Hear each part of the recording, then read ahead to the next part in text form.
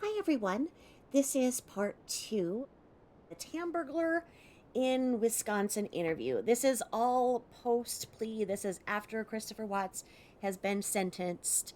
Um, I'm trying to go back and figure out how one thing led to the other, where his sentence, where what he said that in that initial meeting, where he said that he had unalived Shanann as he walked in on her unaliving the girls.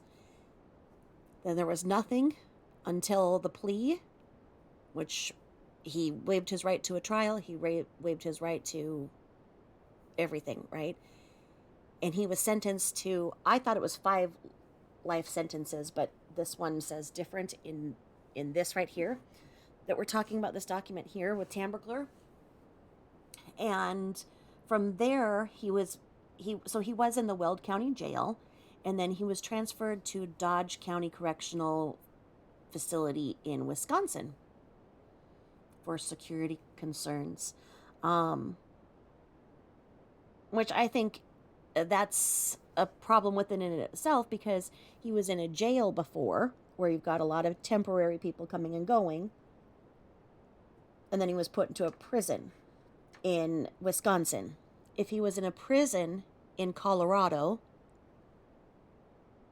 and he was in a prison in Colorado and then they moved to a different prison, you could see that, okay, it's security concerns. But when you're talking about a jail that doesn't have as stringent and daily routines and standards as a prison,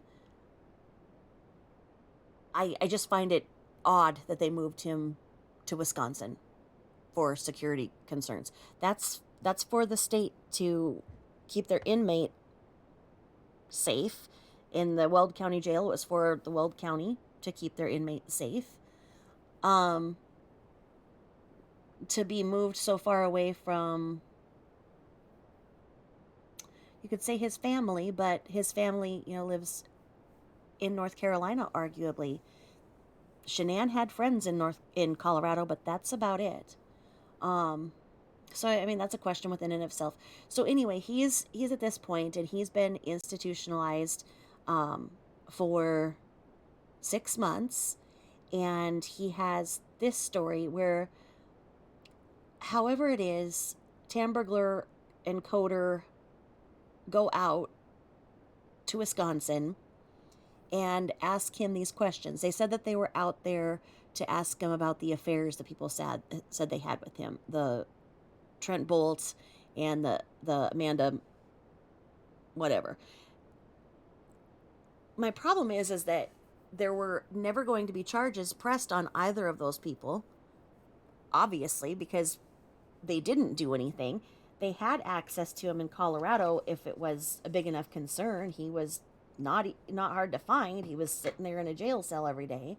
So I still don't understand what the purpose was for them to come out. Now he gives this full confession here, and if this is what happened, it's pretty tough to defend. It really is.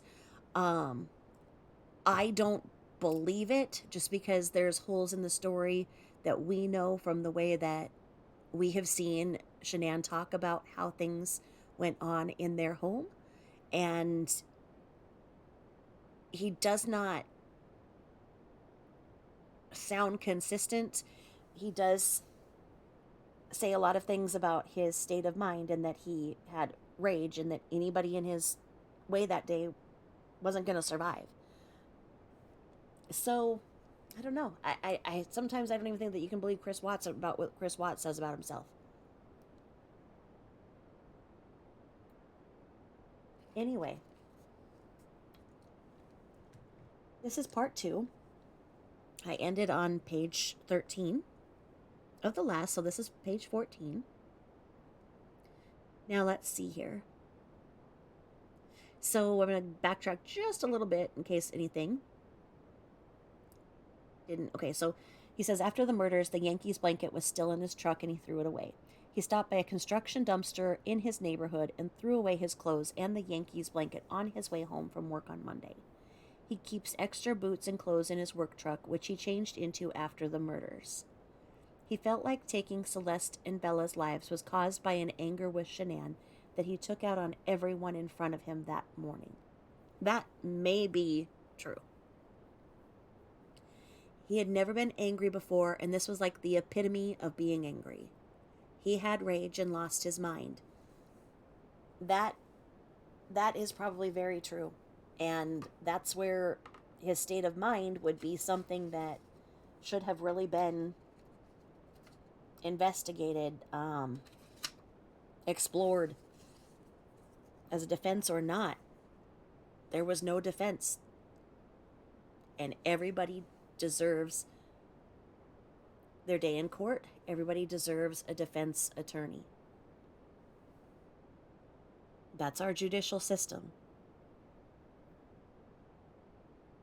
Um, so he's saying he had rage, lost his mind, the epitome of being angry. He blew up, he snapped. And that I can really see. I could really see it just getting to this point. He probably accused her of affairs. She probably accused him of affairs. Who knows what happened that terrible day? Night, whatever you want to call it, after midnight on August 13th. So it says, then go to the next page, and it says he was angry with Shanann over separating him from his family. Now, the thing here, when I'm looking at this, Shanann is in all caps every single time. Like when they talk about mother, grandfather, whatever, it's not. But when it goes, it's like he was angry with Shanann over separating him from his family. I mean, it's just like Shanann, everything in there. And it says he cussed his mother out. Okay, when he and Shanann got married, he told his family he didn't need them anymore because he had Shanann. He cussed his mother out and did things to his family he never thought he would do. He was not sure if Shanann coached him or not, referring to how Watts treated his family. He was angry since July 2018 when Shanann told him his parents could never see their granddaughters again. Now, the way she was talking is problematic. She and her mother were very good at catastrophizing. I said catastrophizing. That every single thing was a catastrophe. Like, oh, you have the wrong ice cream in the room outside. Oh, that's going to kill your granddaughter. Oh, there's razor blades all over. There was a tool used to clean the ceramic top of the oven at the back of the oven where the kids can't get. It was just that. It was like everything leads to this. Shanann's mother has a dream that Christopher kills them all and then pours oil on them. So she runs out and gets life insurance on the girls. It's just that. And when she was talking to him, it was the same thing. You could see in that last rage letter. It's just everything is life or death, and these girls are everything, and I'd live and die for them. It's just, why can't you just have a normal sentence? Why does it have to be this life or death? And it really is interesting because it just goes into the histrionics and the drama that the mom and the daughter played on, and they played on each other, and the two of them were toxic, quite frankly. She egged Shanann on, Shanann egged her mom on, and the two of them made it so that men around them couldn't deal with it. That's why Frankie Sr. drank, is what Shanann said. And Christopher said that Shanann didn't want to talk to her own mom on the phone because she couldn't deal with her.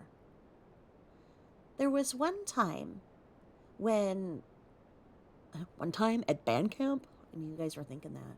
There was this one time when the Watts flew out to watch the girls, and the Rusicks were living there in the Junior Watts home.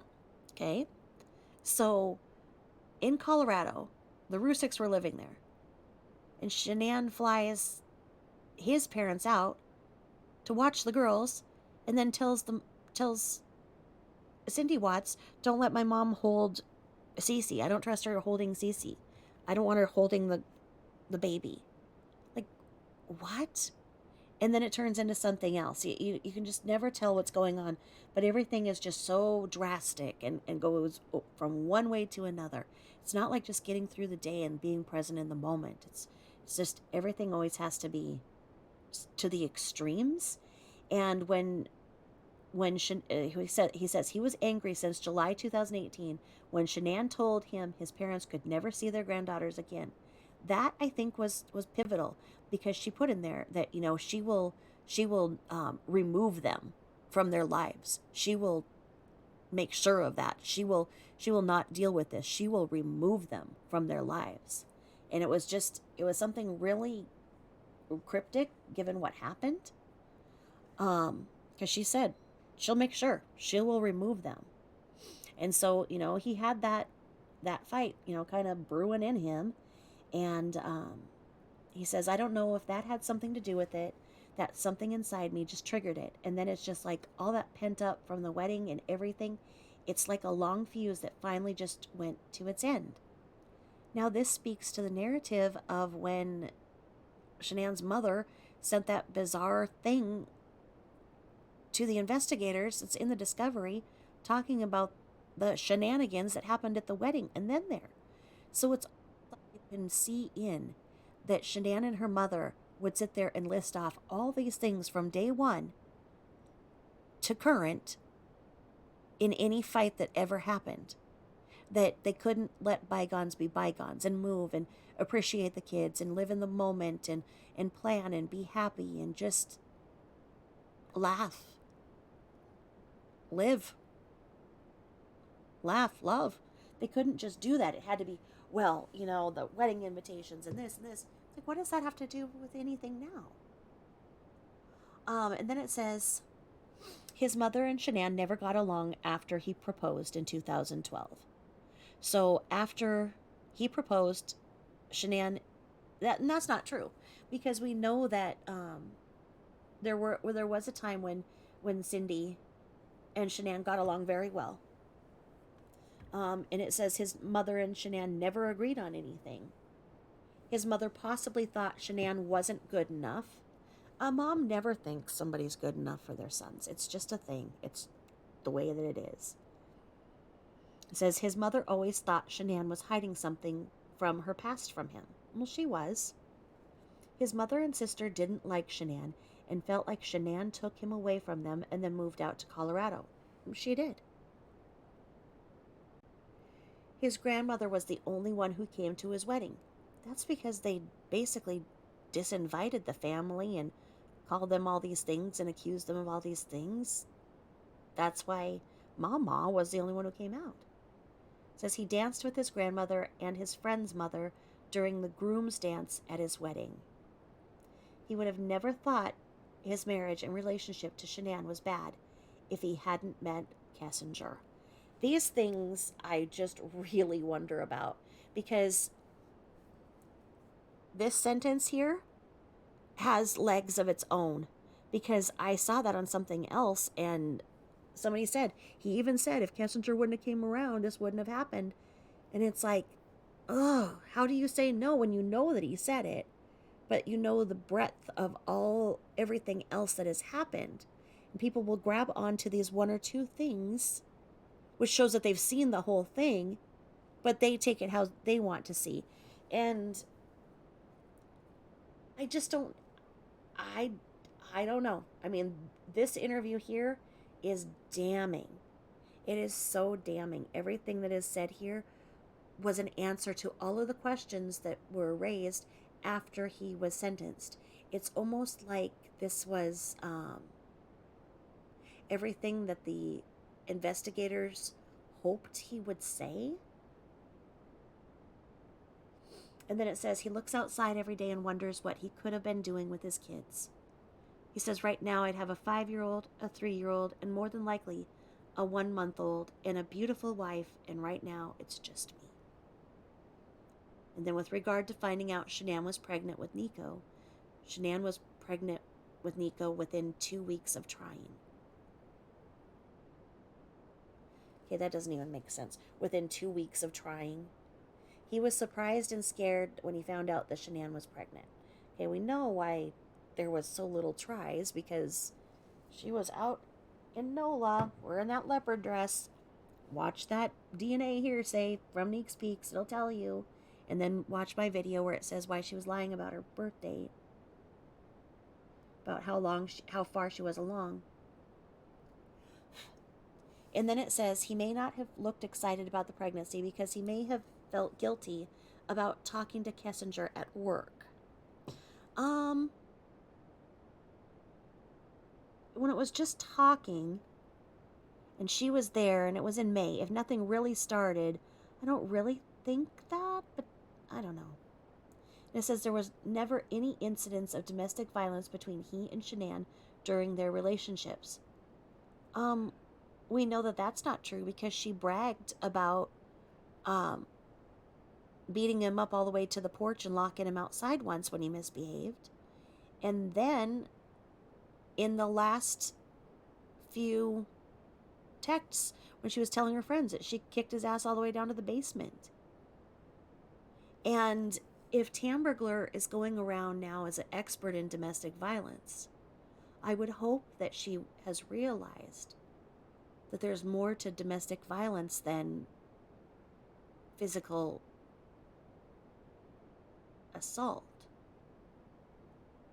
It's emotional, it's verbal, psychological, physical, and then fatal. Not in any specific order, but I don't see that her being seen as a specialist in domestic violence based on this case is worthy. Oh my God. This interview is crazy of how it goes. Because it goes on, like I say, these things are all bullet pointed to go to support the narrative that they have. When it says here, there were never any incidents of domestic violence between he and Shanann during their relationship. And then it says Shanann was the dominant person who always took control of everything.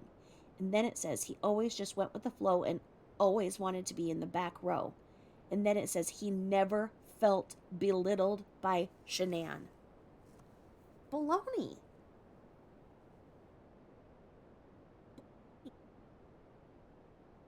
That is not true. He just doesn't know how to express and define what that was, because we saw him being belittled in how many videos, this interview, was it a play? Was it a script? What was this? He never felt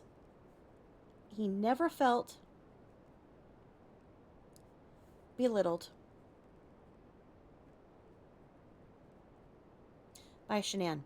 He never felt belittled by Shanann. According to him in this mystery interview that happened at Dodge Correctional Facility, when they just went out to talk to him about Bolt and all this came out. I need to watch the interview again because I was more bothered about the whole chocolate milk thing and the way the Tamburglar and them, they were joking with him like they were old friends and stuff.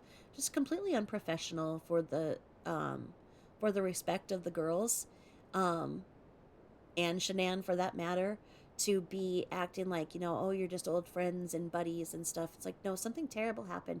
What happened, and how do we prevent it from ever happening again? And what is the truth? What was really happening? And how can the truth ever come out? I don't believe this is the truth. And then it says he was the introvert, and Shanann took control of most situations. He hated being in videos, but he went along with it because it was for Shanann's business. Oh, come on. But he never felt belittled. Well, that's being humiliated. He couldn't tell Shanann he didn't want to be in the videos because it would have made her mad. Oh, but we're supposed to believe that he never felt belittled by her? He was walking on eggshells around her. He couldn't tell Shanann he didn't want to be in the videos because it would have made her mad. Well, then what? So you make her mad, then what? Then what happens? If you're not scared of her, then why would you have not told her? And then it says, Shanann was a good salesperson and could have sold everything we were wearing back to us without us even knowing. I don't think so. I don't think that she was a good salesperson. I feel that she was in the right place at the right time on certain things. She had charisma, but I don't see what she was doing that was miraculously talented in sales. I've been in sales, I've been in commission. It's not easy, but you need to know the work. And I mean, sounded like she was good at the Dirty South. Why would she have quit her job at the Ford dealership where if she was top sales and he was the head mechanic, they would have been making really good money. Why did she make him quit that job and her quit that job for much less paying jobs? Because she didn't like the image of her husband being a mechanic. That's why. And I've never seen in any of these getaways, in these conversations back and forth about how she's like, hey, you know what? Model the product. Or to tell people about this product and how it does this and that. No, she talks about herself. And people sign up to make her go away. I don't know. But then it says he hated being out there for everyone to see and was against doing their gender reveal on Facebook Live. Okay? Well, it wouldn't even. Well, it was supposed to happen that Monday. Was he hating it that much that he made sure it never happened? He just didn't want to do one more frickin' video? And that's the end of it? Is that he just snapped? It was over? I don't know. And how could they do their gender reveal live on Facebook when each of them found out because they couldn't wait because Shanann wanted happy news the day after she went to the ultrasound and then told Christopher, and then he said, let's not tell anybody until Monday. Let's not tell the families. But I guess that there was a Facebook video that was made to do it. So I wonder how that was. But then she told her friend Taylor or whatever, get planning. It's like all this. It's like people have babies every day that are girls or boys. There are people who care more about the baby being healthy, the baby being wanted, the baby being loved, the baby being nurtured in utero than the sex of it. Believe it or not. Then it says, with regard to what Watts planned to do about his missing family, he had no idea what he was going to do. Okay? He didn't understand how he was able to act normal around his coworkers. His plan was not well thought out and not a criminal minds type of thing. Okay? So, now, with regard to how Watts felt when he wore Thrive patches. Okay, this is worth investigating.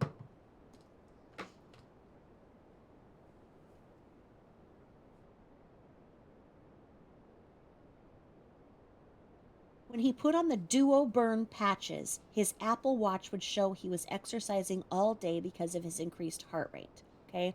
So the Duo Burn, I think that is when you have the 2 stickers on or whatever. That's that 2 sticker thing or whatever. I just still make a joke out of it about how she slapped two silly stickers on him. Because I was saying the silly sticker thing before anybody else was. I coined that. And so he went to this. And so he went to this Duo Burn.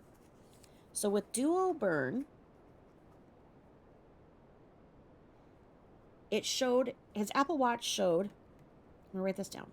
Apple Watch showed he was exercising all day because of his increased heart rate. So that his heart rate was elevated. No, boo. No. No, no, no, no, no, no. Be careful. No, that's hot tea. No, no, no, no. Oh, come here, honey. Please, no, please. Please, no. Oh, please. He found a new skill today, and that's that if he jumps on my laptop from the back, he can close it. And then he feels very triumphant.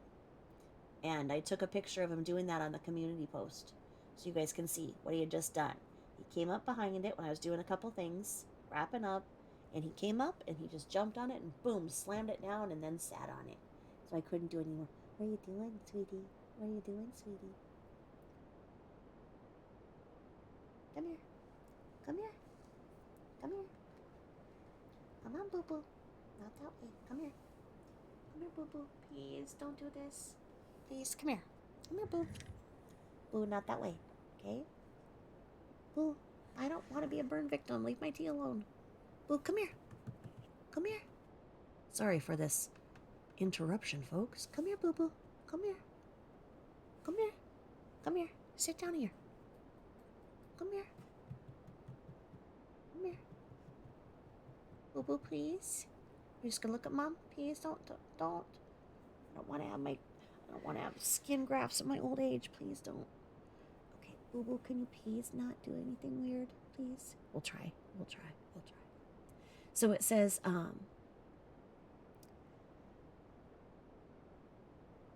when he wore the duo burn patches, it felt like he was working out all day. Okay, so that caused an increased heart rate. That's not normal. He was also stating that he wasn't sleeping, right? That he really didn't need sleep. A human being needs sleep.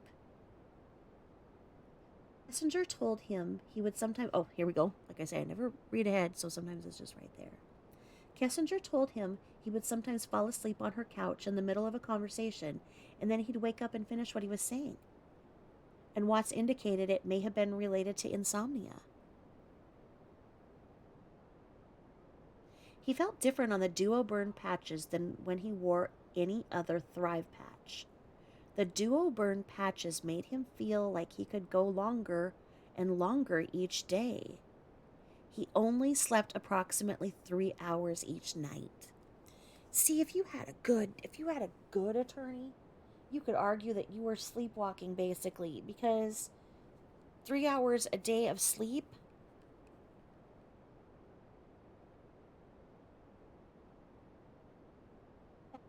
that's putting you in a huge sleep deprivation um, place. You're not getting REM sleep. And without REM, your brain isn't recharging. That's really not normal. And the thing is that Shanann loved that because then she could have him do more work for him. For her. She loved it. She didn't care. You're putting my hand down? I can't touch you? Oh. Get those claws out of me, please. I'm old and wrinkly. You're pulling my there, thank you. Let's see here. Only slept approximately 3 hours a night. Wonder for how long that went on. Looking back, he realized God gave him plenty of opportunities for him to get out, referring to getting out of his relationship with Kessinger. That does not make sense. How do you know it's referring to getting out of his relationship with Kessinger versus Watts? Shanann. His friend Jeremy Lindstrom asked him to go to a Broncos game with him on Saturday, August 11, 2018 evening, and Watts said no. He should have gone with Lindstrom and told Kessinger he couldn't find a babysitter. Oh, of course, once again, the answers are right here. Being away from Kessinger might have caused a light switch to go off in his head. If he would have gone to the Broncos game, it may have put him on a different trajectory. Wish now that he and Shanann only went to North Carolina for a week and that Shanann was not gone for 5 weeks straight. When the incident with Celeste and the nut allergy occurred at his parents', which he referred to as Nutgate, how did he hear that? He hear what we developed as a colloquial urban legend of Nutgate. How did he hear that?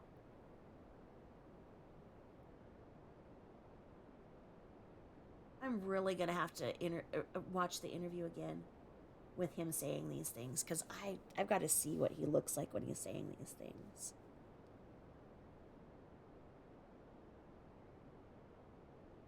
That okay, so when the incident with Celeste and the nut allergy occurred at his parents, which he referred to as Nutgate, he should have stopped everything with Kessinger and concentrated on fixing the relationship with Shanann and his family. Shanann and his parents got into a serious argument about the nut incident, and his nephew told Bella to hide behind the curtains because he didn't think her mom, Shanann, would ever let her come back again. What?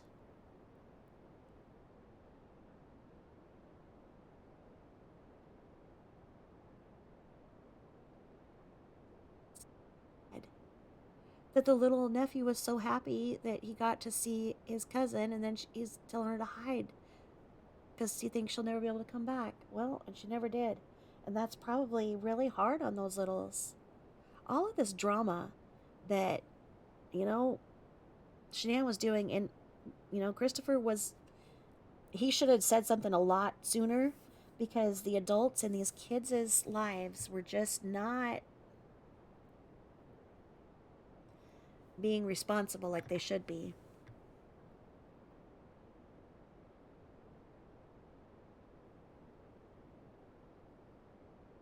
That's just so sad. Shanann and his parents got into a serious argument about the nut incident, and his nephew told Bella to hide behind the curtain because he didn't think her mom, Shanann, would ever let her come back again. Boo boo, that hurt. Boo boo.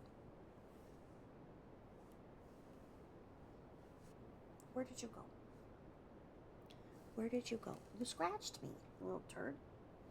Now I can't see him. I had it in the dark so I could read easier.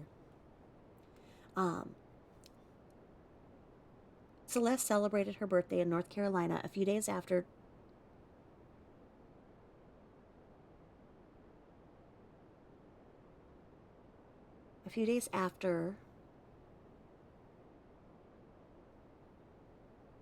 July 17th. Okay. And his parents did not attend after Shanann made a Facebook post of Facebook about allergies. Okay, that doesn't even make sense. Celeste celebrated her birthday in North Carolina a few days after July 17, 2018, and his parents did not attend after Shanann made a post of Facebook about allergies. That doesn't even make sense. There's these errors coming back in the typewriter that I noticed in the Discovery, and this is like shaped like the Discovery. So, although I did not find this in the Discovery as a supplement, I wonder if it ultimately is. Shanann said the post wasn't directed at anyone in particular, but Shanann had a method to the madness. Shanann was convinced his, Watts, mother tried to kill their daughter by putting nuts in front of Celeste. His mother felt like Celeste's allergy was not serious. After the incident with the nut allergy and Celeste, he didn't speak to his parents until August 6, 2018. His parents said they weren't sure if they could ever forgive Shanann. His parents asked him if he had someone else because they saw him, Watts, texting someone, Kessinger, the entire time he was at their house in North Carolina. Okay, so this is where it's really weird in how he doesn't take responsibility for his actions on a consistent basis. Because he's like, oh, if I would have just not went to that sports game, then maybe I would have. But then he's in North Carolina and he's not being present with her, and he's texting Nicole, so he doesn't even know what's true. And it says, Shanann told him, Watts, he was not allowed to call or talk to his parents. Oh, but she never belittled him, right? Told him he wasn't allowed to call or talk to his parents. Like, his dad was his hero, and he felt like he lost him because he wasn't able to talk to him for 3 weeks. So is this it? That she took everything from him that was valuable, and he did just incinerate and do this horrific thing? Is this it? Is that how it ends? How? It's almost like that's what this interview would want you to think, right?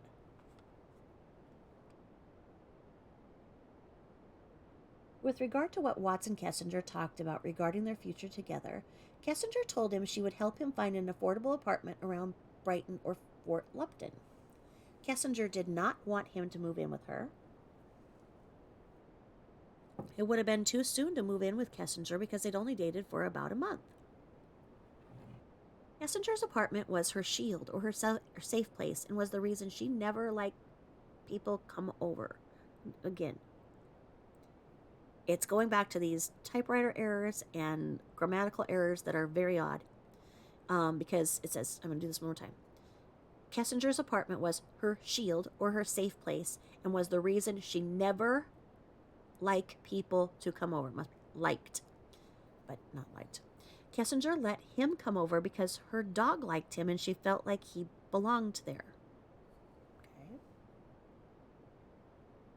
Shanann always checked his cell phone, so he communicated with Kessinger on his work phone. It's not true. Next sentence says it.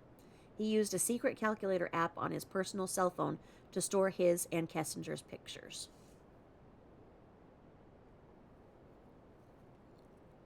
He deleted his Facebook account on August 8th, 2018, after Kessinger told him she told her friends about him.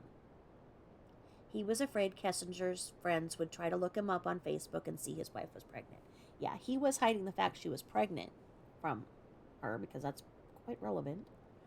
With regard to if he and Kessinger ever fought, they never fought, but he had to calm Kessinger down a few times. Kessinger got upset when she realized she would always be the other person, and Watts, would always put his wife first. The incident where Kessinger realized he put his wife first was when he left her house on July 4th, 2018.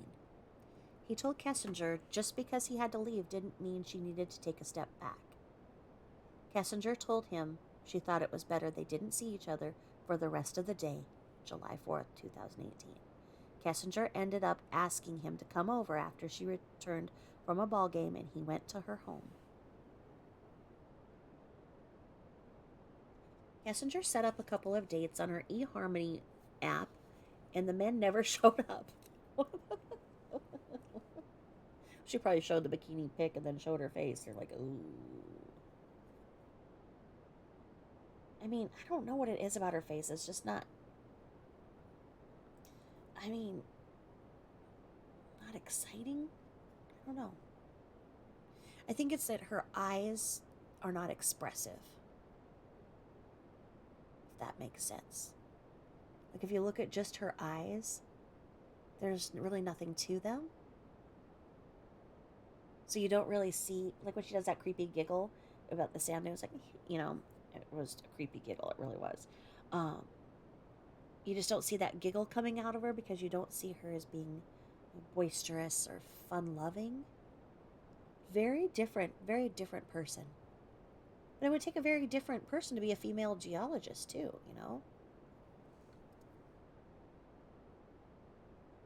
You could see her probably as being the nerd, right? The nerd, and Shanann as being the it girl.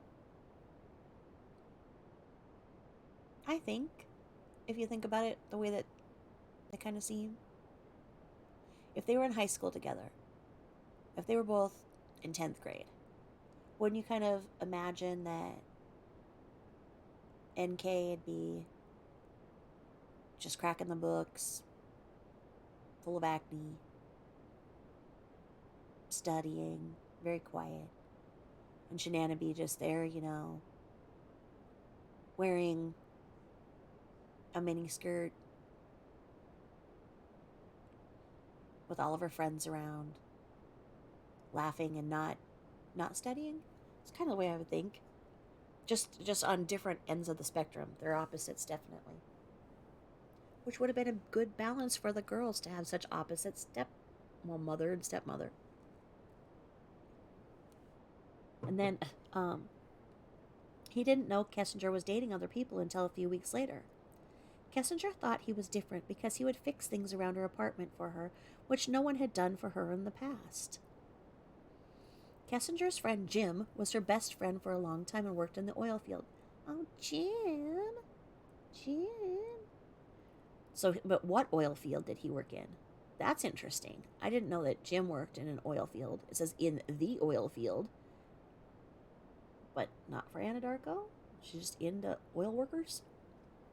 And it says, with regard to the selling of his and Shanann's house, around the first week of August 2018, Shanann sent an email to Ann Meadows about selling their home. Okay, so Shanann sent an email to Ann Meadows about selling their home. Why is that not in every narrative out there? He and Shanann had talked about buying a home in Brighton, Colorado so they could stay in the Adams 12 school district. He and Shanann had a lot of stress during their marriage, which included Shanann's parents living with them for 16 months and not having much time alone. He never thought he and Shanann would have to file for bankruptcy. Most of the bankruptcy dealt with credit card from their wedding. They had a lot of doctor bills from the girls. Okay, who's doing this narrative? Because this is not true. This is not true. There was not a lot of doctor bills from the girls always being sick, unless the girls were going to the doctor at Macy's and JCPenney's and the Children's Place. They were behind on their mortgage payments. There you go. Okay, so he never thought he and Shanann would have to file for bankruptcy. Okay, but they did in 2015, and they were going to need to again.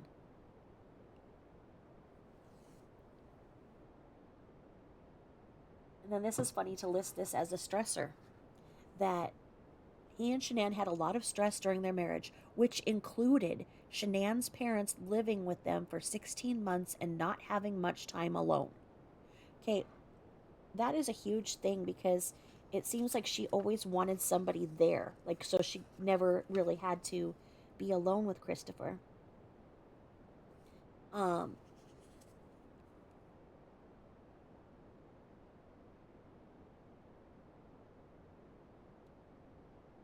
she was like avoiding being alone with him.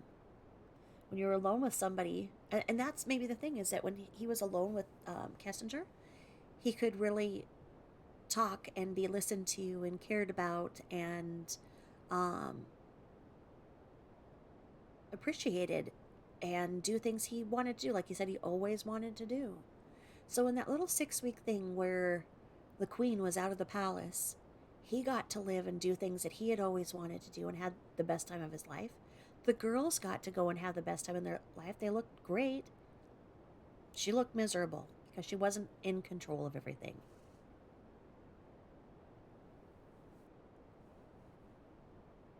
But this is just simply not true. He never thought he and Shanann would have to file for bankruptcy. You never thought you'd have to pay for...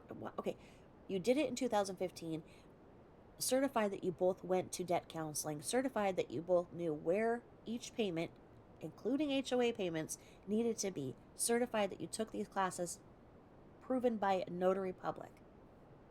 And yet Shanann was not making the mortgage payments, was not making the HOA payments, and you just didn't think it would happen? It says most of the bankruptcy dealt with the credit card from their wedding. Okay, that's not true. They had a lot of doctor bills from the girls always being sick. The girls weren't always being sick. The girls had normal childhood illnesses. They were behind on their mortgage payments. Well, why was that? How could you choose to go on all of these vacations? And I'm talking about Shanann. How could she go on all of these vacations if it is true that they were behind on their mortgage payments? On Lavelle's basic information, it says that Lavelle would pay for two, they would qualify, like a person of her position would qualify for 2 all expense paid vacations a year. That would mean that you can go to all of the other ones, assumably, but you have to pay your way. And even an all expense paid does not pay for the babysitting at home that you need to tend to, um, the rental car, incidentals. If we're going to say all expense paid, then okay, you can say that they're paying for the airline, your motel, and the venue. Okay, sure. Sure. We'll just put that out there and say sure. But to get to that point, you would have had to have put in so much to the company that then you get that little kickback back, and that's what she was doing.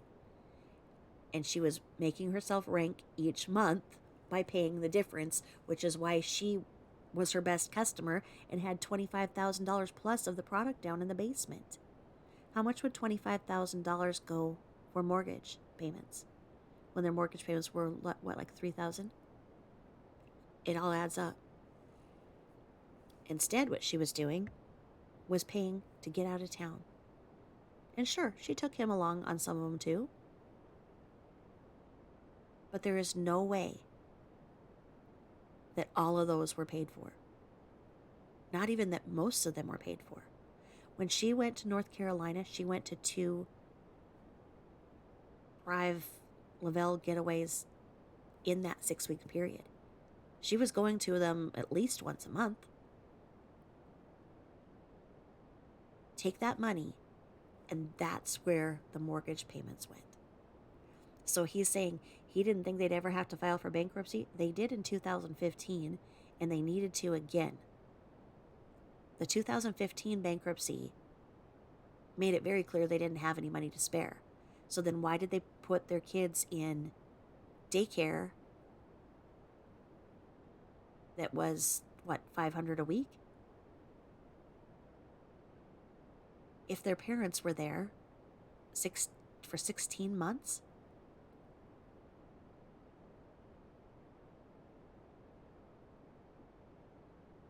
No, every time this man got paid, she booked a flight. She booked a flight and she paid what she needed to go to those, and she would tell everybody that she won them, that she won them, that she won them, that she won them. And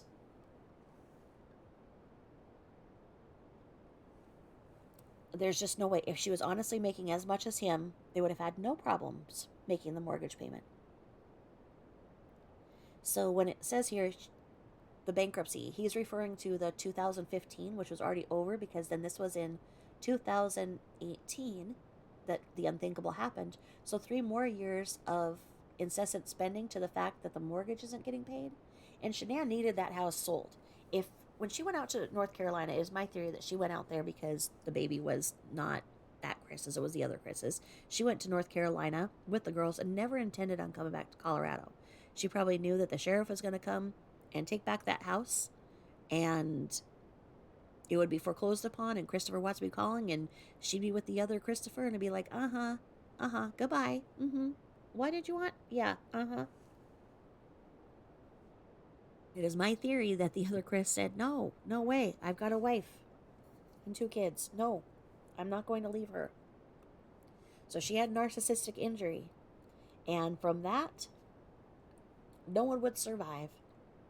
Because then she had to come crawling back to Christopher Watts, tell him that he needed to forgive her, and she had to figure out a way to cover for the house not having any equity. They were not going to be able to sell the house for anything close to what they bought, anything close to what they owed, and they had back house payments and all of those fees.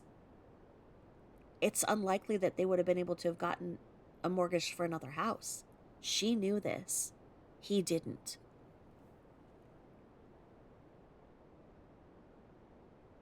So this is just so suspect. This whole thing. I've got to see how much he said and how much was put in here, because I don't remember him saying all of this, but it's been a while since I've seen it. Shanann was sending the checks for their HOA payments to the wrong address for an entire year. And you believe that? Come on. He didn't have access to their bank account and on his cell phone and never asked Shanann to see their account. Ever since he sold his 4-wheeler for less than what he owed on it, Shanann wouldn't let him do anything with their finances. Well, why did he have to get rid of the four-wheeler? Probably to make sure the bills were paid. And that was the problem. She never wanted him to know that they were behind in bills again. When he worked for Longmont Ford, he would just bring Shanann his paycheck. Yeah, we know that. With regard to Watts calling the school the morning after the murders, he was freaking out about what he had just done. I was stupid to call the school or Ann Meadows. Okay. Why didn't they do this questioning before he was sentenced?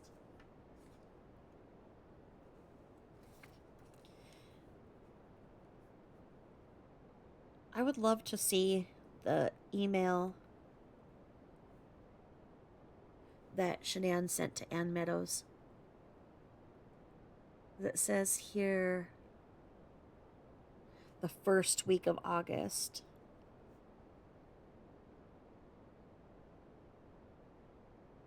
The first week of August, she called, she sent Ann Meadows that. Okay. So then it says, with regard to Watts calling the school the morning after the murders, he was freaking out about what he had just done. It was stupid to call the school or Ann Meadows. Okay. It made sense they were suspicious about him because he probably sounded eccentric on the phone. Okay. With regard to why Watts pled guilty, I didn't want anyone else. I didn't want them to go through this for 2 or 4 years. I didn't want my attorneys to lie for me for 2 to 4 years. They would have done anything I told them to do. I don't see how they can do that. Like, that's what attorneys do, like they take their defendant and they say, hey, like, what happened? Oh, okay, we'll go with that story. A few weeks after his arrest, he told his attorneys the truth about everything that had happened. His attorneys asked him if he was ever offered a plea to plead guilty, he would take it. Would he take it? He said he would plead guilty in order to end it all. Well,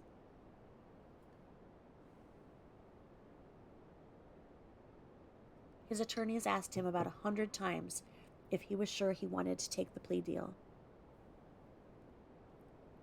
They're like, are you sure? Are you sure? Come on, are you sure? Before he walked into the courtroom, his attorneys asked him again if he was sure he wanted to take the plea deal.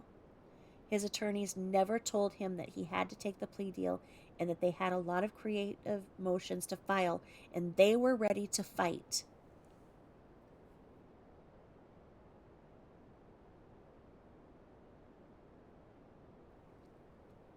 He told Walsh he didn't want him to fight for something where the story wasn't true, only because it would have gotten worse for everyone. He does not regret taking a plea deal, but he never thought he'd be in prison for the rest of his life. Well, that's what they... Okay.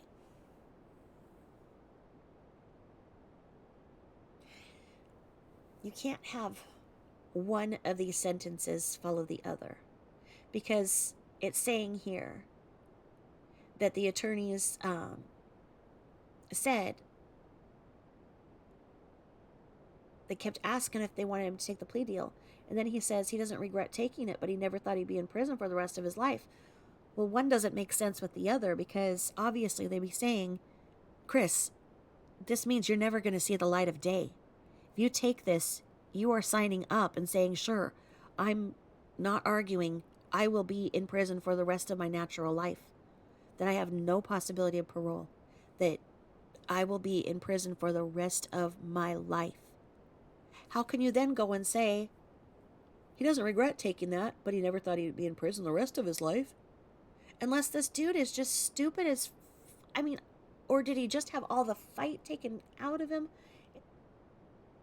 Make sense.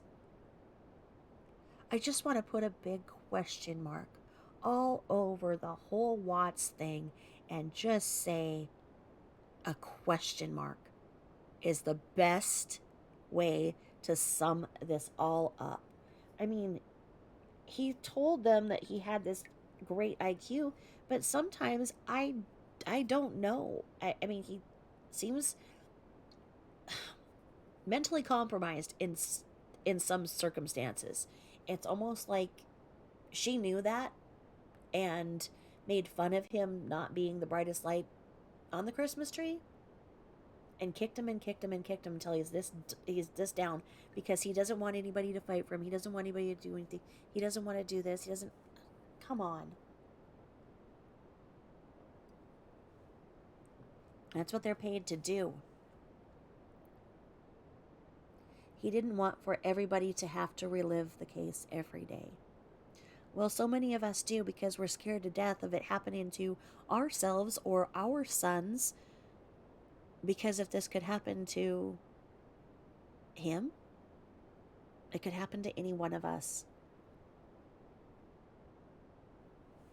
He told his parents the night before he pled guilty that he was pleading guilty for a reason. Okay, hold on.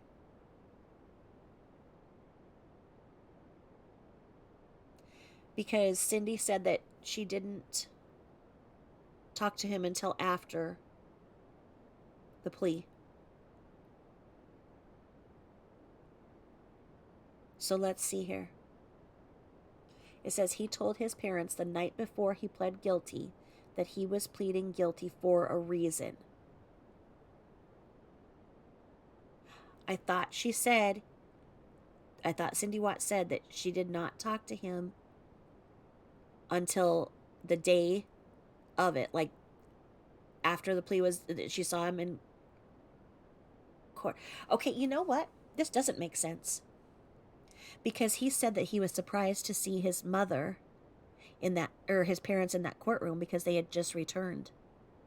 This isn't true. He said he told his parents the night before he pled guilty that he was pleading guilty for a reason. Well, wouldn't the fact that they were going to be there in the court the next day have came up? Wouldn't the fact that they're in town have been brought up? Wouldn't you know that? This is really, really scary. This is getting really. I want to see how much he said in that interview, how much came out of his mouth, how much was put in his mouth.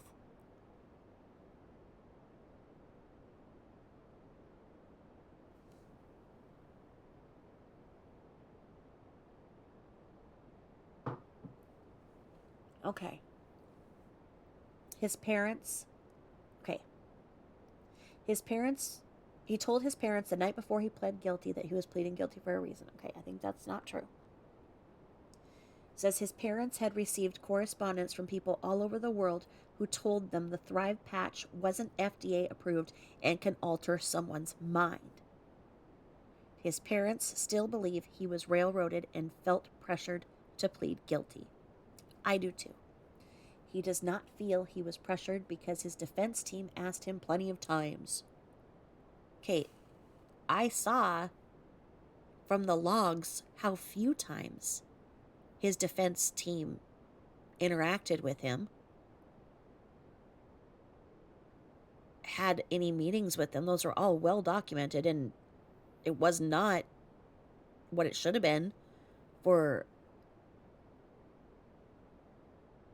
a person going to prison for the rest of their life without the possibility of parole. He was still in shock.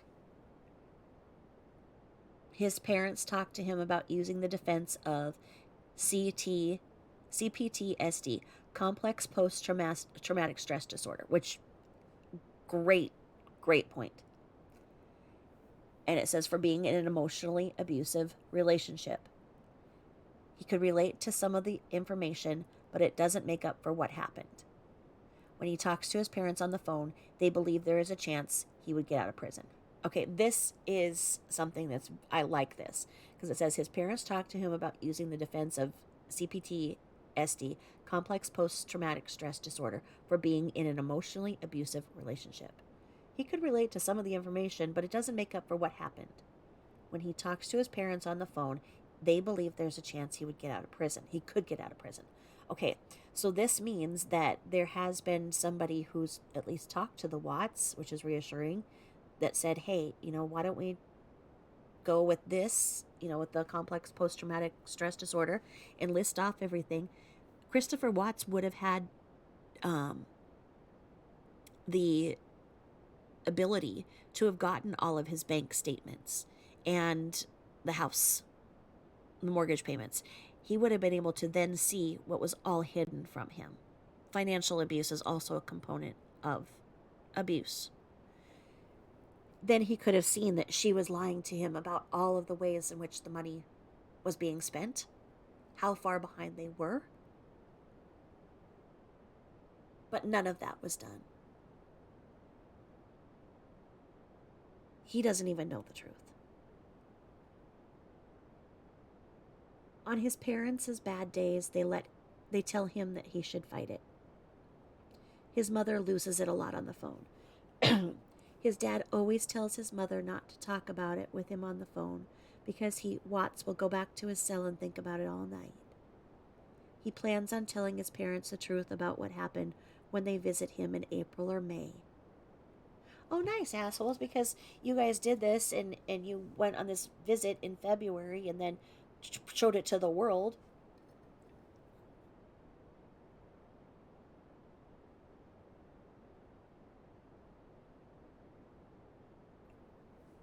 He was out of his mind. He was asleep on his feet. He doesn't know what happened. He made up something that fits in his mind. And that's it. And it says his parents sold his toolbox so they could afford to travel to, that's redacted, Wisconsin. We all know that he's in the Dodge Correctional Facility in Wisconsin. In October 2018, the prosecutors went to Sandy and Frank Rusek and asked them about a possible plea deal instead of the death penalty. His defense team told him there wasn't enough evidence on certain things, and Watts, told the defense team it needed to end. Wait.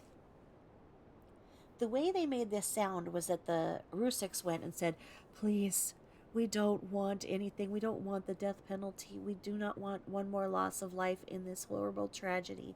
Please, please don't give him the death penalty, please. And the Ruseks were looked upon like saviors to the world. When it was the defense, the prosecutors went to them and asked them about a possible plea instead of the death penalty.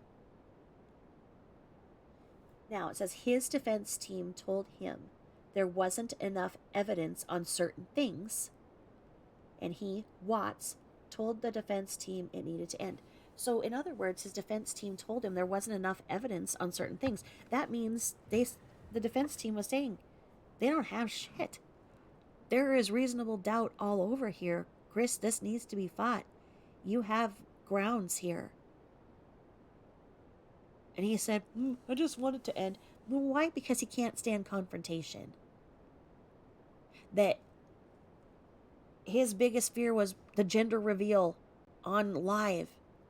Look at it. He had been put on the camera so many times. And I believe he's on the spectrum, and I believe that was absolute humiliation for him every time that he was on the camera. Every time he was put up there. He didn't want to be there. Why not respect that and see what makes him feel comfortable? You see any of us doing that to our husbands? No. You know what? We're all alive. But I'm not saying that, that warrants that. But it's just, you know what? Don't humiliate, degrade, otherwise belittle, and not cherish and love your husband. Like I say, if she talked to Chris Watts the way that she talked to Chris Miller, we wouldn't be here right now.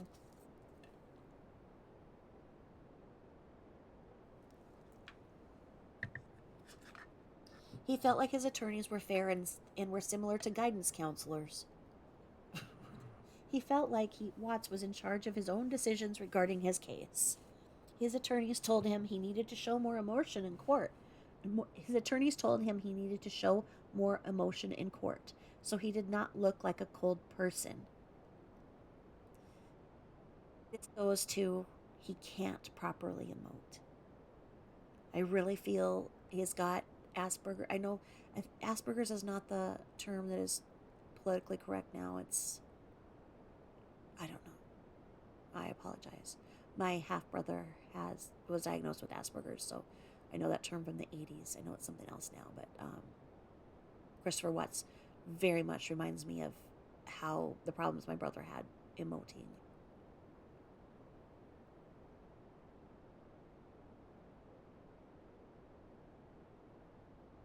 His attorneys told him he could look at the crime pictures, and Watts refused. He prayed for the hazmat workers and anyone else who had to see the aftermath. His attorneys told him if the case went to court, he would have to look at the pictures so he didn't have a reaction when they were shown in court. Watts asked if Sandy and Frank saw the crime scene pictures, and he was told no. He didn't want Sandy or Frank Rusick to have to see any of the images, hear anyone talk about what they saw, or hear anyone bash their daughter's memory. He wanted everyone to know Shanann was a loving wife and always helped everyone else. He remembered Agent Lee and S.A. Coder, came into the room after his father left and tried to get the true story from him. He wanted to bang his head on the table. He didn't want all of us, Coder, Bumhover, or myself, to have to get on the witness stand and testify about what we saw. He didn't want everyone to have to relive what happened over and over for years. He felt like Shanann's family could start to have closure. With regard to his decision involved in not having the death penalty, when he was in his cell in Weld County Jail, he felt like he should have died. All of the inmates would yell at him at night and would explain to him all of the ways he could kill himself in his cell by drowning himself in the toilet or hanging himself. He didn't kill himself because he felt like he may have a different purpose. He prayed to God that God would move him away from Colorado.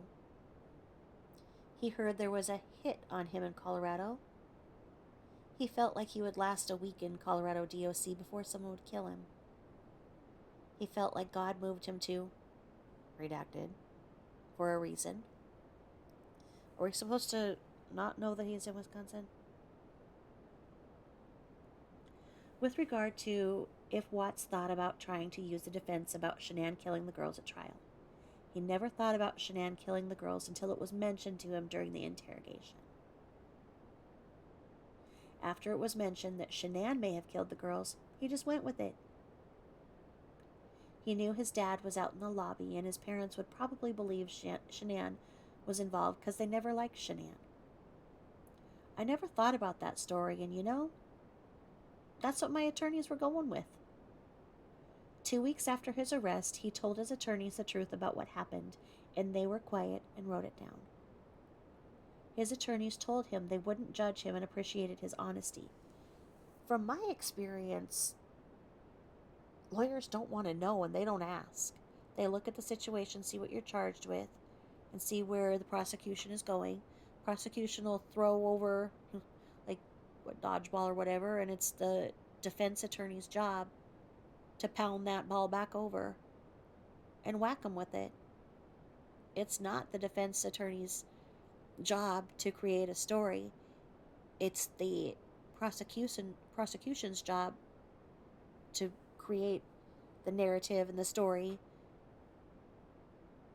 But the defense doesn't have to. They just have to take what's thrown at them and pop it back. They don't necessarily want to know the truth. They don't want to know. With regard to Watts' past and childhood, he was always someone who tried to coax people down. He was in one fight in his entire life, which was in 3rd grade, and he and the other kid ripped each other's shirts and left crying. He wasn't popular, but was never bullied in school. He had braces and a Jim Carrey bowl cut haircut.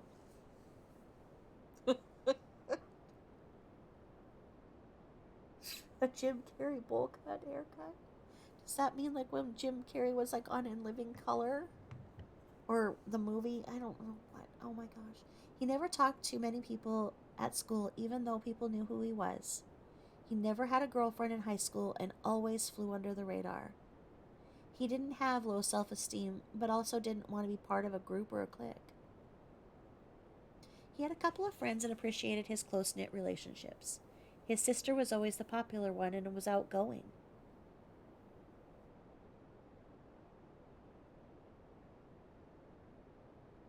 He and his grandmother would sit outside the middle school, and his sister would always be the last one out of the school because she had to talk to everyone in the hallway.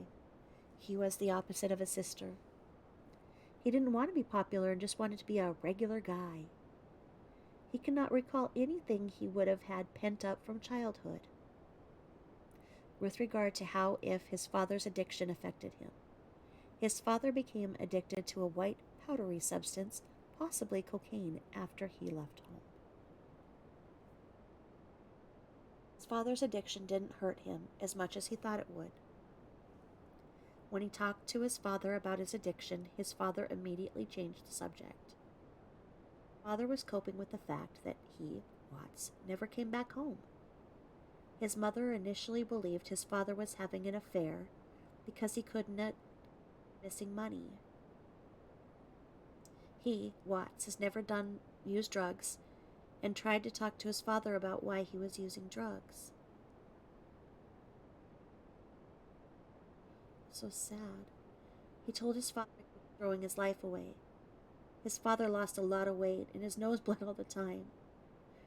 After Watts talked to his father stopped doing drugs. He was always closer to his father than his mother. His father always came to every one of his sporting events. His father would come to his games even if Watts wasn't going to play. He never saw his father cry.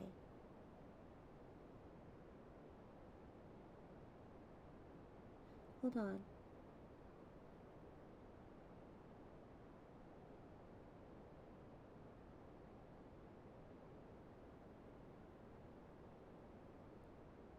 So,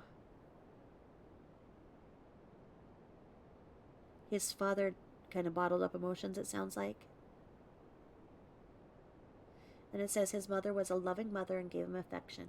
His mother always wanted to know how he felt.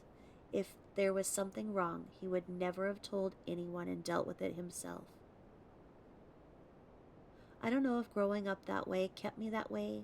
Deal with things on your own, but then they build up so much that you can't deal with them, and then they take a hold of you. You never thought, in a way, they could take hold of you. With regard to Watts planting evidence, after he murdered Shanann, he threw her cell phone and Apple Watch on the couch. If he had planned it, he would have taken her items out to the oil tank site with him. He took off Shanann's wedding ring and put it on the counter, so it looked like she didn't want to fix their marriage and wanted a divorce. Threw the therapy book away in the trash, so it looked like she believed nothing would work in their marriage. It's not the way it looked. He may have gone down to the basement to get trash bags. Motion alarm on basement door. He does not recall going downstairs to work out that morning. Okay, this right here doesn't make sense. Where it says he does not recall going downstairs to work out that morning. Well, isn't that interesting? Because he just told them this whole thing that he was busy unaliving Shanann and everything. So what did they expect? He was going to make a little breakfast and work out too, and then go and dispose of their bodies? None of this makes sense. He does not recall going downstairs to work out. Did they ask him that after the other?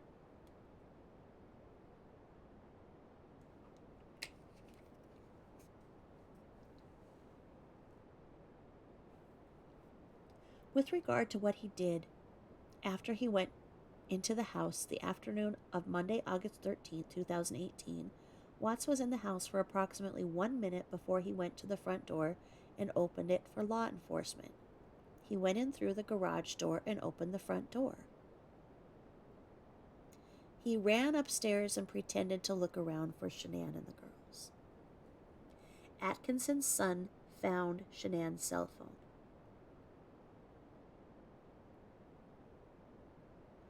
With regard to Watts looking in the passenger side of Shanann's vehicle where he entered the garage, he does not recall looking in Shanann's vehicle, but he possibly opened up the passenger door because Atkinson had mentioned seeing the girls as car seats. See, this doesn't make sense. He clearly opened that up and he was looking through something which I believe was the mail. He was out of his tree. He was in a fugue. He didn't know what he was doing. He threw the sheet to their bed away the day after the murders.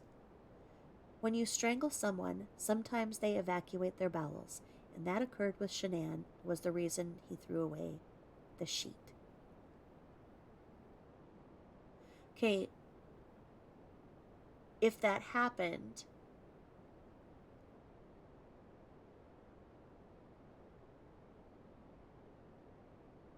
no, nope, nope, nope, because that would have been noted on the sheet, and it wasn't, because they have the sheet.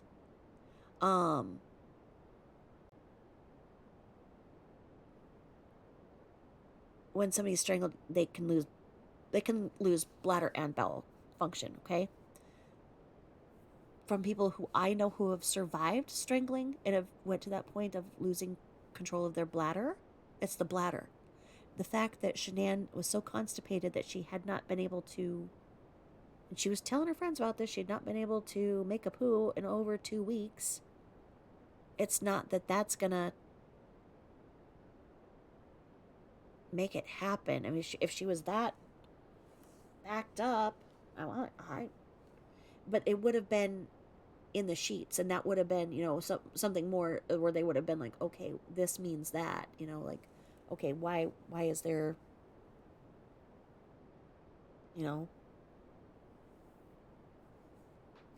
on the sheet, when in this version where he said that Bella and Cece went alive, and they said, ew, something smells, then yeah, you could see it, but it was not there. With regard to Watt's communication with his father the morning he picked him up from the airport, it was strange when he picked up his father because he knew it was probably the last time he would see him on the outside. His father just wanted to talk about sports when they were in the car together. It always tries to deflect the conversations and change the conversation when they need to discuss something important. Kind of like Christopher when Shanann was ragging on him and he Googles, what is the distance from the Earth to the moon? Because he did that. Yes, he did.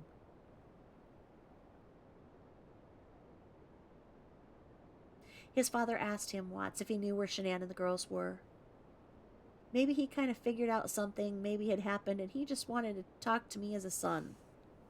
All right. He was told his father never left during Watts' entire polygraph and interview.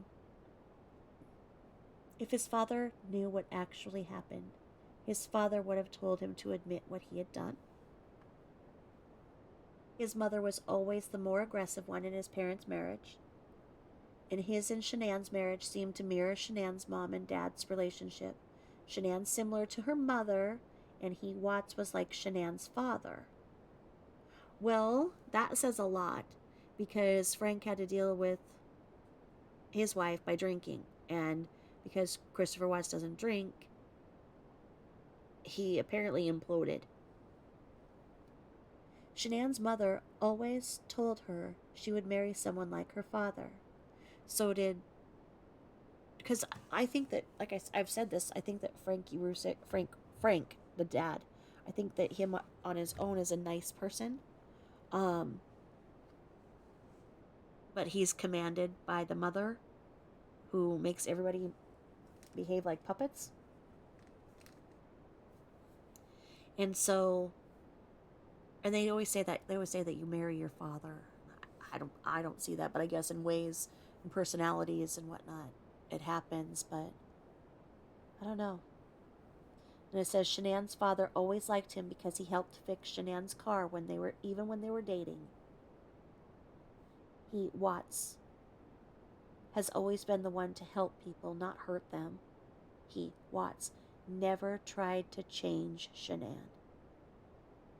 Shanann's husband in her first marriage was more like her mother, and it didn't work.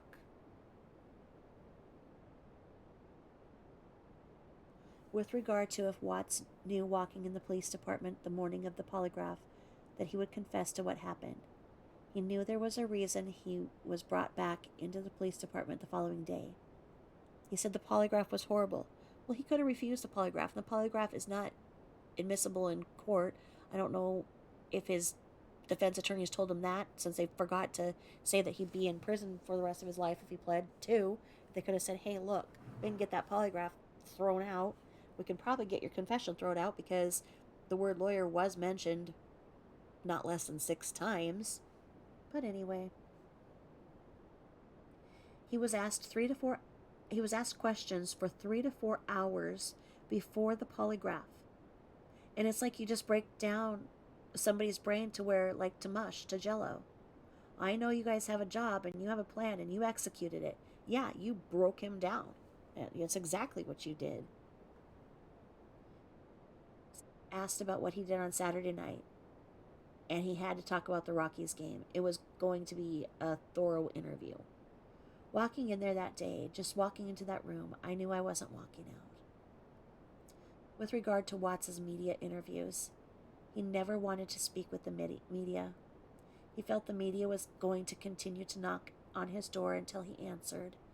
And Nicole Atkinson called him and told him Fox would be at his house at 10:30 for an interview. Who the hell does she think she is? That was his house. That was his choice to talk to the media. If you're accused of a crime, or you're in a situation like this, most attorneys would tell you, do not talk to the police and do not talk to the media. Atkinson made sure he did both. Shouldn't she be doing her thing like ruining group pictures or something? I mean, honestly. Nicole Atkinson called him and told him Fox would be at his house at 10:30 for an interview. Don't talk to Fox News especially. He doesn't even want to know what he said or what he looked like on the news. Some people said he made it look worse after the fact. He ended up just lying more and more. He ended up just lying to more and more people by talking to the media. He heard he looked like a heartless, soulless person. Is soulless a word?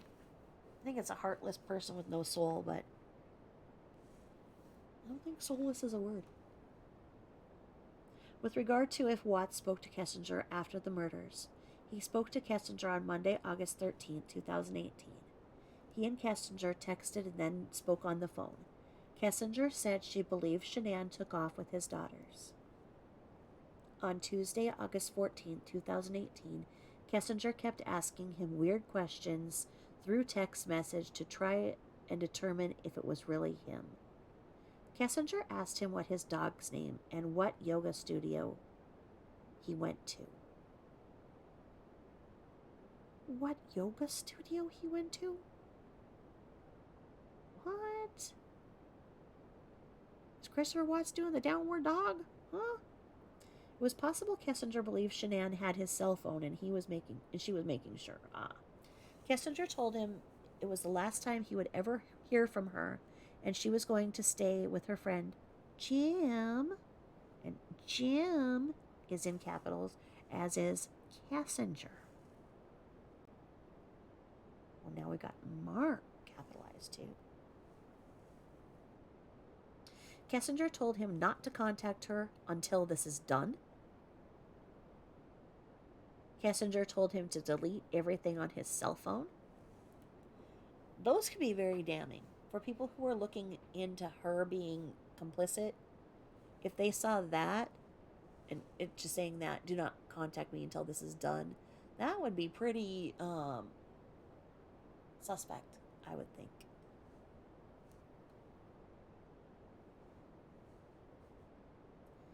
He didn't delete everything from Kessinger, and he's not sure why. When he was on vacation in San Diego, he told his friend Mark about Kessinger. Whoa, whoa, whoa, whoa, whoa.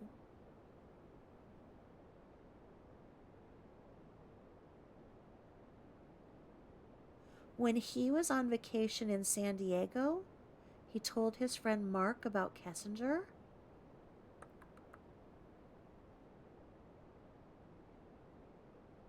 Does that timeline work out?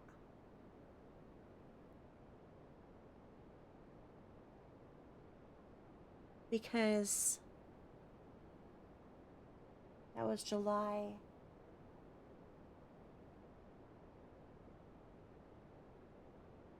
Huh.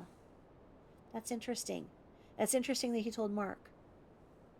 I said Mark had a similar situation occur where he started dating a female who was engaged, and the female ended up cheating on him. He never completely opened up to Mark about Kessinger and wished he did because Mark may have been able to offer him some advice. So he told Mark about her, but not completely. Okay, whatever. But then Mark also told him on that visit that he used to work with Shanann, which they knew, and that Shanann had been the one who they believe was responsible for a large amount of cash going missing from the workplace. Allegedly. Remember, people think that that's. They found a lawsuit that named Shanann and the company she was working with because they were trying to get them on a credit pull violation, fair credit, blah, blah, blah. Can't think, sorry. But that's not what it was. So when people see that, and they're like, oh, see, it was dismissed. See, it wasn't even a thing. No. Her employer refrained from pursuing charges for the large amount of cash that was missing. What was it, like 50 grand in a suitcase? Allegedly. But anyway. With regard to Kessinger being directly or indirectly involved in the murders, Kessinger had her moments where I talked to her like, where I had to talk her like off a ledge kind of deal. There were videos of her, Kessinger, recording herself because she was bipolar. His father or his attorney told him about a few videos Kessinger made where she was talking about being bipolar. She would get worked up about nothing. Kessinger came to his house one time on July 4th, 2018. That's not true. She came to his house more than that, especially downstairs.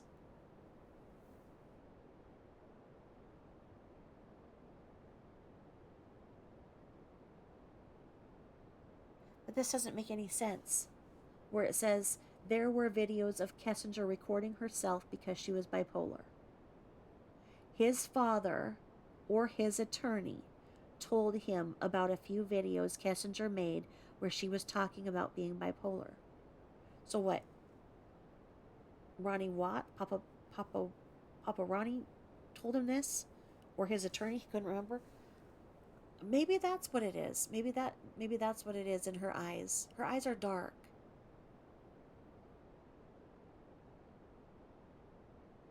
But I don't know. Seems like a cool woman. I would think that if either of them were bipolar, it would be the other one, but I wouldn't really think that she would be bipolar, but maybe that's the mystery behind her eyes. He woke up the morning of July 14th, 2018, at Kessinger's house because he didn't have to work that day. When he woke up, he had 10 missed calls from Shanann. He went outside and called Shanann back, and Shanann was pissed. Shanann yelled at him and asked him where he was at. He told Shanann he was sleeping, and Shanann told him she didn't know where he was at and hung up on him. Okay. He told Shanann he was sleeping, and Shanann told him she didn't know where he was at and hung up on him. That doesn't make sense. I don't know where you're at. What? Okay. He went back inside and told Kessinger he had to go home in case Shanann called back. Kessinger asked him if he was going to come back, and he said no. Kessinger was pissed and he left, so he had both of his women pissed. Why couldn't they have just been a throuple, and this would have been just great? Because then Shanann would be happy because somebody else would be taking care of the kids, and she could go in her office and nap. Kessinger could decorate the place nicely with some plants. The girls would have lots of people to talk to because all the grandparents could be in there. Anyway, Kessinger said she felt like she was always going to be second fiddle. Kessinger told him she researched online if mistress could turn into a real relationship. And what did the Google tell you? Around the first week of August, he told Kessinger he talked to Shanann about separating, so Kessinger started looking for apartments for him.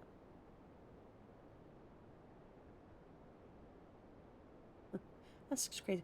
Kessinger told him she researched online if mistress could turn into a real relationship.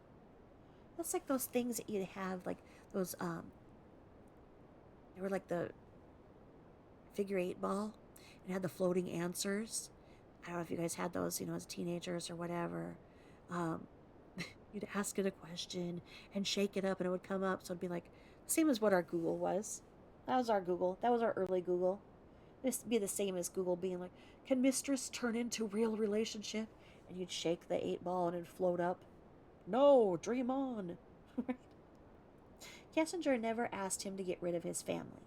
His relationship with Kessinger contributed to the murders. His relationship with Kessinger contributed to the murders, but she never asked him to do anything. Kessinger never knew if she wanted to have kids, but she told him she wished she could give him a son.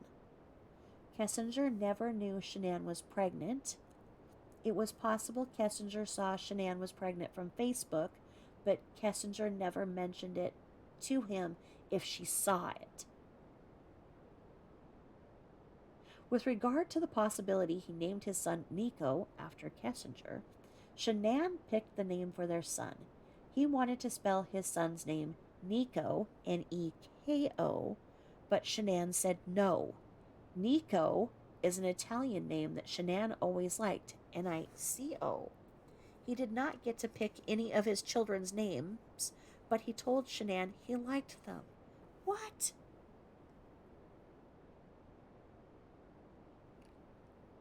The way it always was for me and my baby daddies is you just start, thinking about names, putting them out there.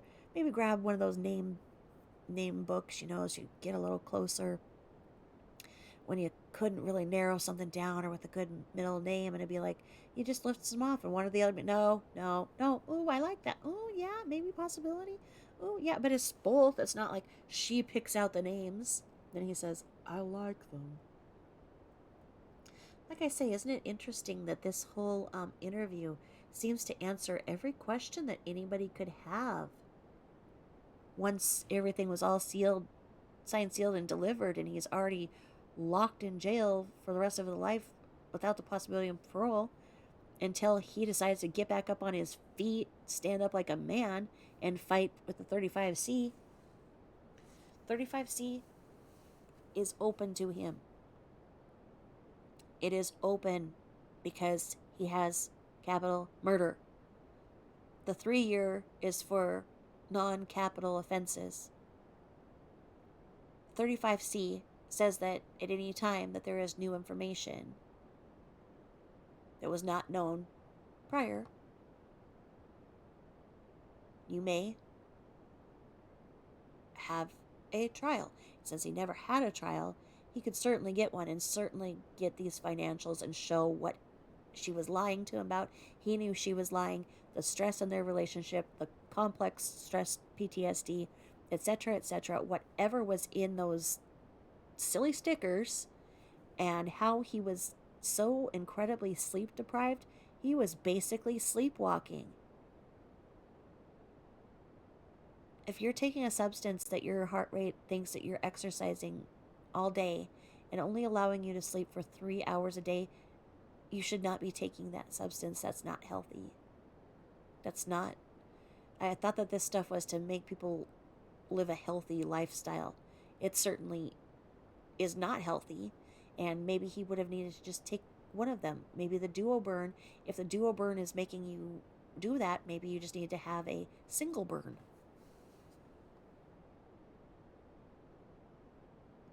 With regard to him looking up lyrics to the Metallica song Battery, Kessinger liked the song Battery and asked him what the song meant. He researched the meaning behind the lyrics and learned it referenced a family coinciding as a battery. He did not look up the lyrics to the song when he was driving to or from the oil site after the murders. That's not true. That's proven. It's proven on his cell phone. It's proven by the tech that downloaded everything. Why is there so much misinformation in here and things that just look like they would seal up a case that had so many questions? Kessinger was into different types of music, and Battery was a song she asked him about because he knew Metallica very well. He absolutely did that day. And repeatedly. With regard to how Watts was doing mentally, he didn't know he was going to, redacted, Wisconsin. When he was at DRDC, Denver Reception and Diagnostic Center, he was put through the ringer. He took 11 separate tests to figure out his IQ. His IQ was 135 or 140, self-stated. After dinner one evening, he was told to change clothes and was put into a van and transported to, redacted. He got staffed at the prison in, redacted, and hopes to get a job soon. He has a female he sees at the prison who asks him how things are going and if he needs any psych meds. He has declined any and all psych medication. Most of the men in his unit are on medication. He tries to keep a low profile in the prison. With regard to what food he misses the most, he misses Bojangles, Georgia Boys, barbecue, and Shanann's cooking, spaghetti sauce, and fried pizza. Shanann had her grandmother's recipe for pizza dough, and she made amazing pizza. With regard to what Watts does with all of the letters he received while in jail or prison, if someone writes him once, he will not write them back. He keeps most of the supportive letters, but will throw away any weird letters. There is a male who is a high school senior who wrote him, so Watts threw the letter away. The same male wrote him again a few weeks ago and told him he supported him. Yeah, why would you throw it away? That guy was just kind of reaching out to you. Many people, including journalists, have tried to write him to ask him lots of questions. He has responded to a few, but they were people his parents had talked to, so he knew they were real. Many people ask him, Watts, for spiritual advice. He had one female write to him who was in an abusive relationship and couldn't find a relationship with God. He had never read the Bible before going to prison and has since read it cover to cover. He writes down a couple of scriptures a day for his parents. His uncle and aunt are missionaries and were amazed how mature he has become with the Bible.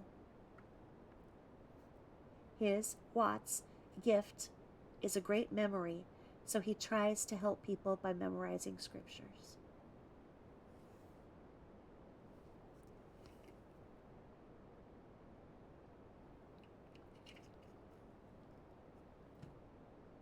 If people ask about the case, he won't write them back.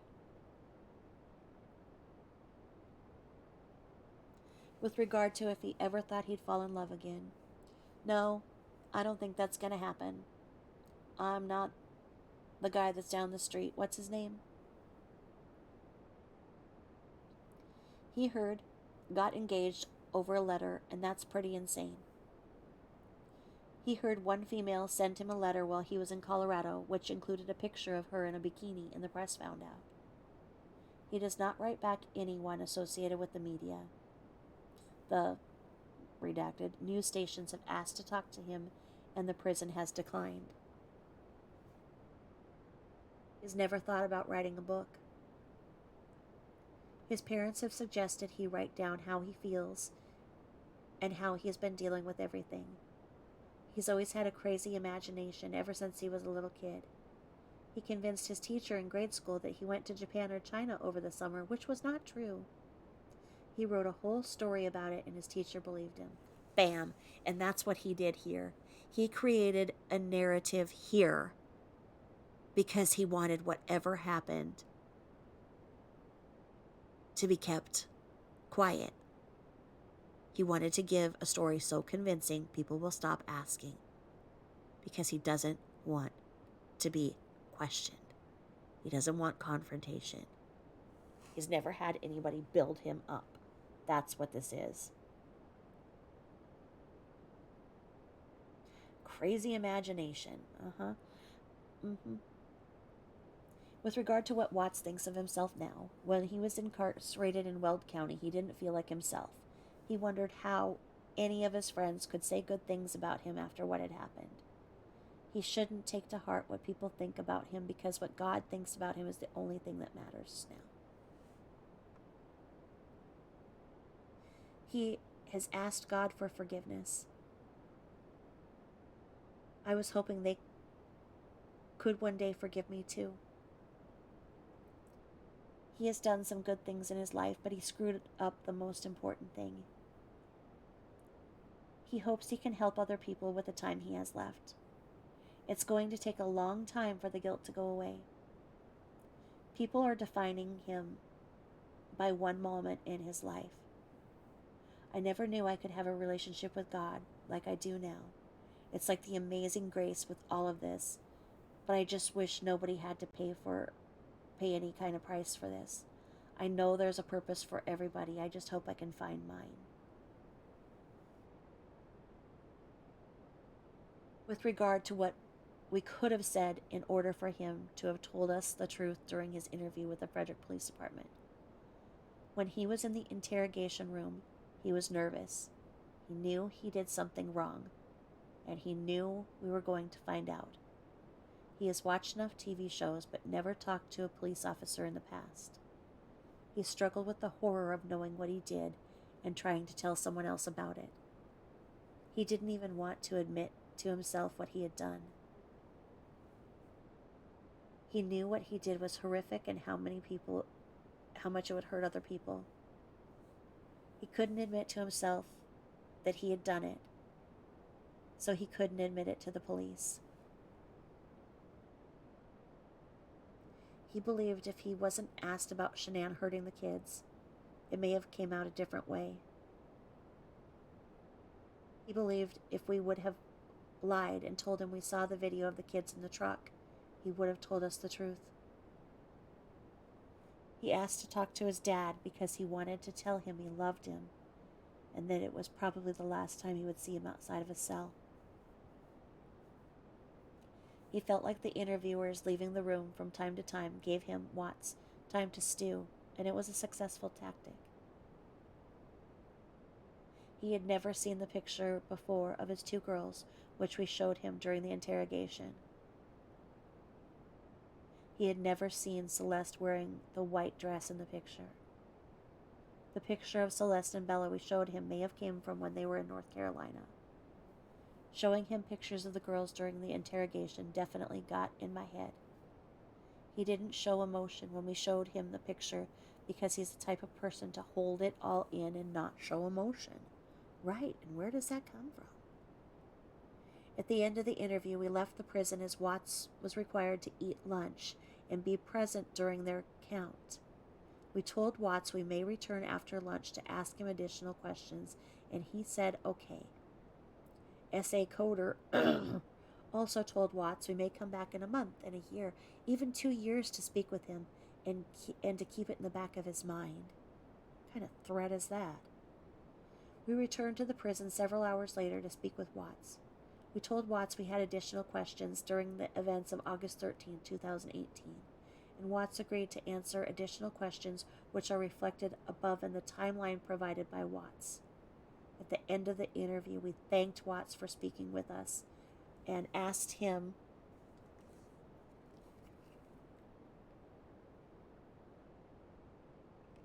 if he would like to speak with us again in the future. Watts agreed. We asked Watts what he wanted to have happen with the information he provided us. Watts said he figured we would most likely tell Sandy, Frank, and Frankie Rusick about what he said to give them closure.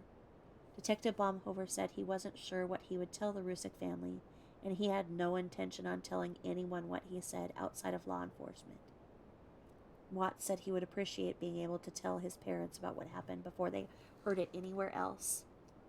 Before the interview was concluded, I asked Watts if I could take a picture of him for file, and Watts agreed, and the 2 pictures I took are attached to this report. Well done, boo-boo. Almost done. Good boy. Just a second. Just a second, boo-boo. And there we go. So that's that. That's the end of that. We'll go with that. Leaves more questions and answers. I'm going to go and watch the live interview and see what he actually said and how he said it in this. Thank you for listening, as always, and we will talk soon.